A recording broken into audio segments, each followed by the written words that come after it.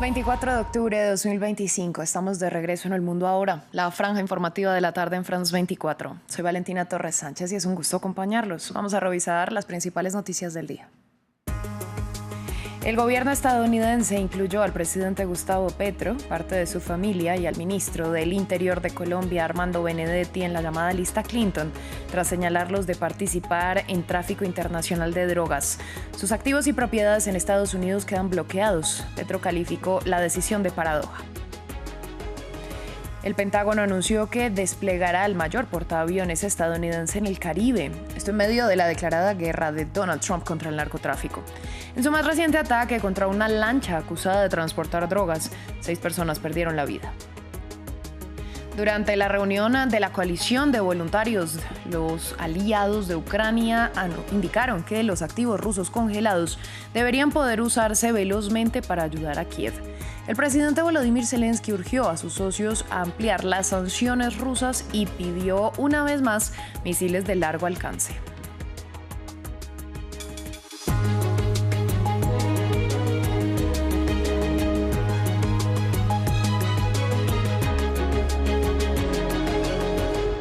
Abrimos este informativo en Colombia, donde no se reduce la tensión con Estados Unidos. El Departamento del Tesoro incluyó en la llamada lista Clinton al presidente Gustavo Petro, a su esposa Verónica Alcocer, a su hijo Nicolás Petro y al ministro del Interior de Colombia, Armando Benedetti.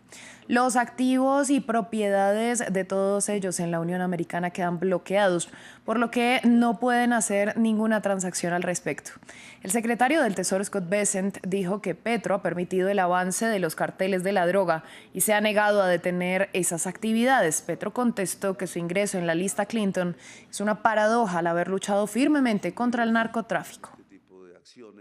El presidente Petro ha permitido el florecimiento de los carteles de la droga y se ha negado a detener esa actividad. Hoy el presidente Trump está tomando medidas enérgicas para proteger nuestra nación y dejar claro que no toleraremos el tráfico de drogas en nuestro país.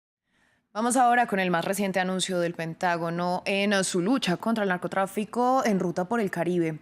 Este viernes, el secretario de Guerra, a través de su portavoz, informó que Estados Unidos enviará un portaaviones y sus buques respectivos a Latinoamérica, lo que reforzaría el número de tropas y aeronaves presentes en la región.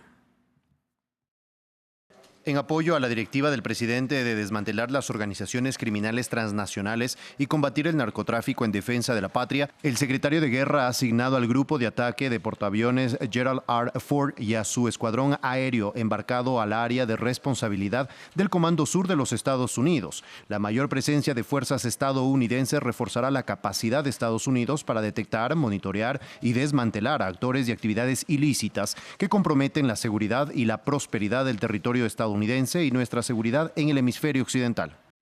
Un anuncio que se conoce después del último ataque de Estados Unidos contra una lancha acusada de transportar drogas, lo que eleva a 10 las embarcaciones bombardeadas en 2 meses y al menos 43 las personas muertas.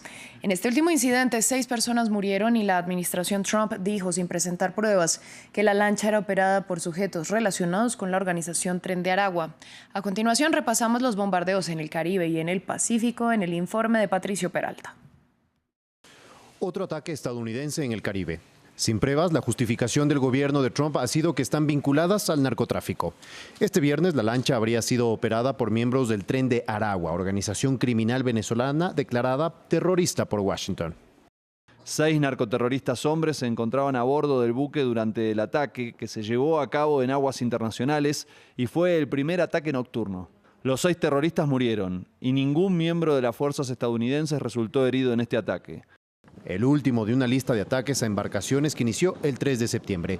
Desde entonces, 10 embarcaciones han sido derribadas y han matado al menos 43 personas en 2 meses, revelando únicamente la acusación de traficar droga. Inicialmente, los ataques se dieron en aguas del Mar Caribe, cerca de Venezuela. Esta semana se intensificaron y alcanzaron embarcaciones en el Pacífico de Sudamérica. Cada uno de estos barcos que se hunde está salvando 25.000 vidas estadounidenses, sin mencionar las familias destrozadas en todo el país. Cada vez que veo eso, me digo a mí mismo, acabo de salvar 25.000 vidas. Estas acciones llevaron a Venezuela a implementar un plan ante un posible ataque directo de Estados Unidos, porque la administración Trump adelantó que los ataques podrían dirigirse a tierra. Si algún día se atrevieran, aquí está el mayor escudo que tiene el país, la clase obrera. No se movería un alfiler y se declararía una huelga general, insurreccional, revolucionaria de la clase obrera campesina en las calles. Esta medida ha sido criticada por otros mandatarios sudamericanos por violar el derecho internacional. Estados Unidos en este tipo de acciones está cometiendo ejecuciones extrajudiciales. Trump justificó el inicio de este conflicto armado por el alto número de muertes por sobredosis. Sin embargo, en su mayoría son provocadas por fentanilo, que no provienen de Sudamérica. En Colombia, el ministro de Justicia, Eduardo Montealegre, presentó su renuncia irrevocable al cargo. El funcionario envió una carta al presidente Gustavo Petro en la que explica que su dimisión se debe a la reciente anulación de la condena contra el expresidente Álvaro Uribe Vélez. Según Montealegre, debe dedicar su trabajo para lograr que tribunales internacionales frenen la, cito, violencia sistemática de la que responsabiliza al exjefe de Estado. El caso de Uribe aún debe pasar por la Corte Suprema de Justicia como última instancia, pero según Montealegre es probable que sea absuelto. Vamos hasta Argentina. El jueves los partidos cerraron sus campañas de cara a los comicios legislativos de medio término el próximo domingo, en los que se medirá el apoyo ciudadano a la agenda del presidente Javier Milei. Ayer el mandatario le pidió a sus seguidores no rendirse, mientras que el bloque opositor criticó al mandatario y pidió un Estado presente. El informe es de Hugo Caro Jiménez. El pulso político en Argentina a puertas de ser medido. El jueves, el presidente argentino Javier Milei lideró un acto de cierre de campaña de su partido, previo a las elecciones legislativas de mitad de término este domingo, unos comicios que serán fundamentales para sostener la polémica agenda del mandatario. Consciente de la importancia de las elecciones, Milei le pidió a sus seguidores no rendirse.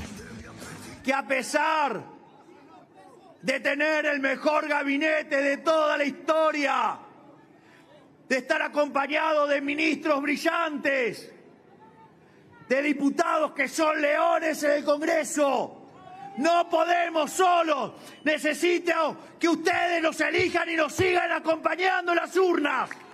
Que no aflojen, que estamos a mitad de camino, que sigan empujando, que vamos por el buen camino, vamos por el buen camino y esta vez va a tener sentido. Porque como nosotros decimos, la libertad avanza o Argentina retrocede. 35 millones de argentinos están llamados a las urnas para elegir a un tercio de la Cámara Alta y la mitad de la Cámara Baja, en un momento en el que el partido presidencial es minoritario en ambas cámaras.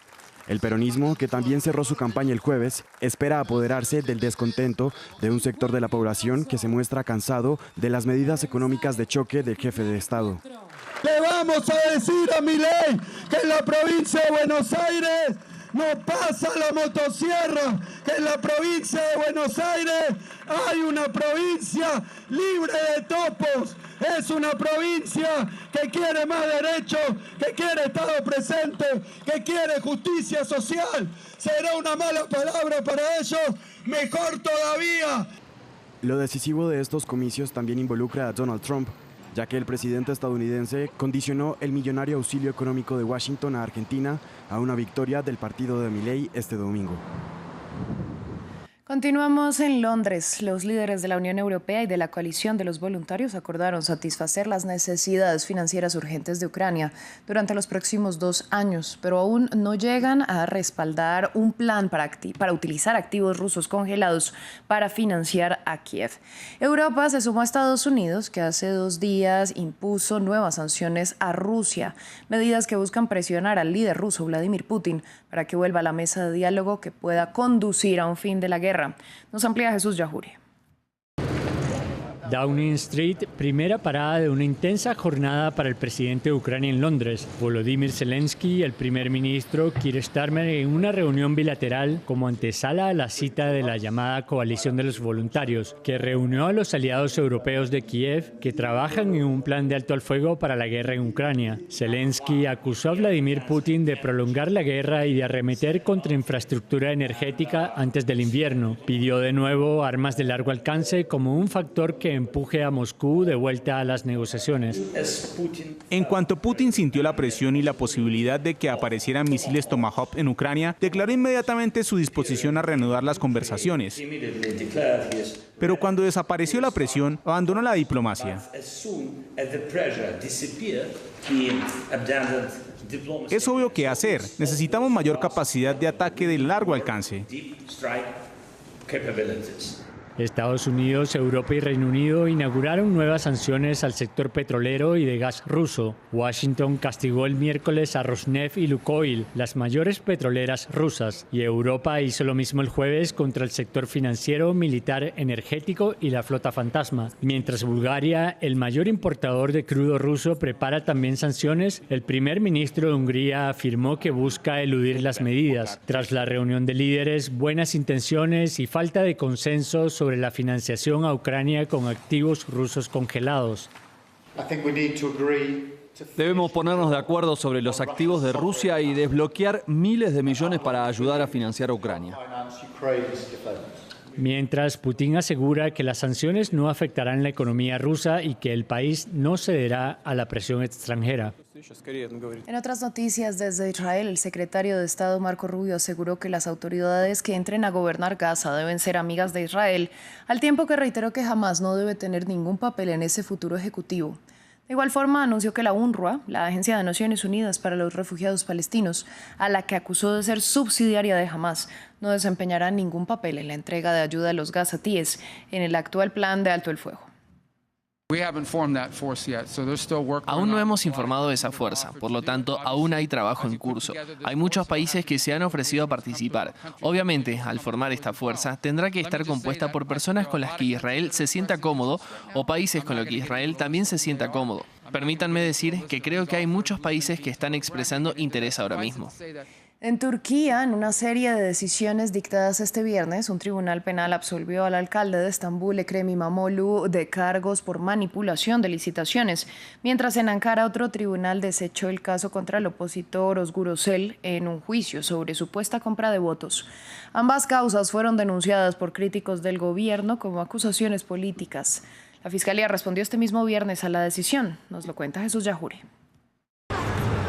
La oposición turca respira aliviada, al menos por ahora, tras 2 decisiones judiciales que dan por tierra casos contra el Partido Republicano del Pueblo y 2 de sus figuras más prominentes. Primero, en Estambul, un tribunal absolvió al alcalde Ekrem İmamoğlu y a otros 6 acusados de cargos por manipular licitaciones, presentados en marzo por la Fiscalía contra el principal rival del presidente Erdogan. İmamoğlu, arrestado y en prisión preventiva, dijo en marzo tras su arresto que se trataba de un caso de persecución política. Su detención provocó masivas protestas en el país.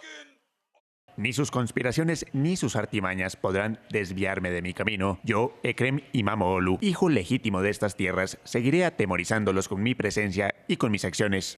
La Fiscalía respondió con otra acusación contra İmamoğlu, esta vez por supuesto espionaje, que involucra también a su jefe de campaña y al director de la televisora privada Tele1. Los cargos alegan que la estación trabajaba para la campaña de İmamoğlu y que compartió data electoral con servicios de inteligencia extranjeros. Y en Ankara, otro tribunal desechó los cargos por manipulación y compra de votos contra Özgür Özel, electo jefe del partido de İmamoğlu. La acusación buscaba invalidar el Congreso que eligió a Özel mientras se decidía el candidato de las presidenciales de 2028. El tribunal determinó que no se hallaron elementos de delitos en la acusación. Lo afirmamos desde el principio. En las demandas interpuestas por la cancelación de nuestro Congreso, la intención de los demandantes no era interponer una demanda, cancelar el Congreso ni celebrar uno nuevo de inmediato. La intención era que el tribunal decidiera quién lideraría el partido. Eso era todo lo que querían. El gobierno de Erdogan sostiene que los tribunales son imparciales y libres de interferencias políticas, insistiendo en que las investigaciones se centran únicamente en la corrupción. Fin del informativo. Ustedes, gracias por su sintonía.